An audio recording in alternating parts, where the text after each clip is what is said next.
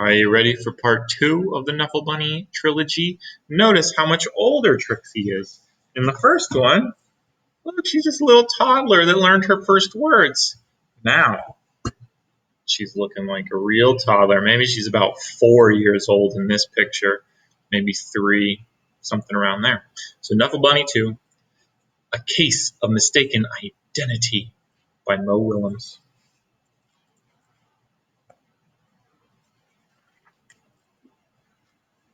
So we've got Mom and Dad getting married, Mom and Dad having a baby, Mom and Dad taking baby out to a stroll, baby's Trixie, Trixie finding Knuffle Bunny in the first book, and now something's happening here in part 2.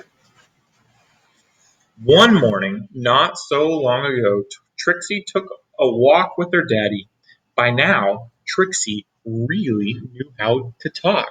Guess what I'm going to do? I'm going to show Amy, and then I'll show Meg, and then I'll show Margaret, and then I'll show Jane, and then I'll show Leela, and then I'll show Rebecca, and then I'll show Noah, and then I'll show Robbie, and then I'll show Tashi, and then I'll show Cassie, and then I'll show Connie, and then I'll show Parker, and then I'll show Brian, and then talk and talk and talk. Remember, part 1, she couldn't talk.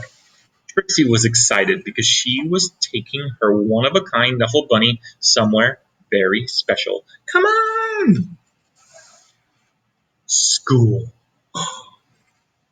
Going up the stairs, other parents and students, going into the classroom with Dad. Trixie couldn't wait to show Knuffle Bunny to Miss Greengrove and all her friends in pre-K. But just as her daddy kissed her goodbye, Trixie saw Sonia. Dun, dun, dun. Suddenly, Trixie's one-of-a-kind Knuffle Bunny wasn't so one-of-a-kind anymore. The morning did not go well. Knuffle, Knuffle, Knuffle, Knuffle. The afternoon was worse.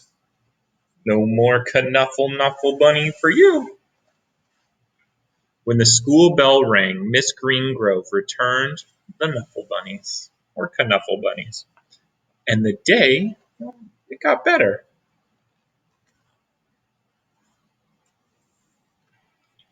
Then, before she knew it, it was time to go. Trixie ate her dinner, devoured her dessert, and brushed her teeth, and tried to escape the mommy and daddy robots from planet Snurp. Remember, that's one of the words that she said in the first book. She said Snurp. At 1:30 bedtime, Trixie was tucked in, ready for sleep. But a few hours later, okay, when did she go to bed? 8:25, 9 o'clock, 10 o'clock, 11 o'clock, 1 o'clock. Trixie realized something. Trixie marched into her mommy and daddy's room and said, "This or that is not my bunny." Trixie's daddy tried to explain what 2:30 a.m. means. He asked, "Can we deal with this in the morning?" Uh-huh. Eh. Okay. Trixie's daddy went to the phone. Before he even made it down the stairs, the phone rang. "We have your bunny," said a man's voice on the other end. Trix, uh, we have yours, replied Trixie's daddy. Arrangements were made. In their PJs and coat, Trixie and her daddy rushed across the neighborhood. Ooh, so pretty. Trixie did not want to be late. Look, there's Trixie and her daddy. And this is at like 2:30, 3 o'clock in the morning. Neither did Sonia. There's Sonia and Sonia's daddy. Where do you think they're going to meet? Aha. There was an exchange. Pink one for blue one. Blue one for pink one. And then the Knuffle bunnies were back. Blue with Trixie, pink with Sonia, where they belonged. I was so worried about my bunny, said Sonia. So was I, Trixie replied. Then they both said, I'm glad you got your bunny back at the exact same time. Aww.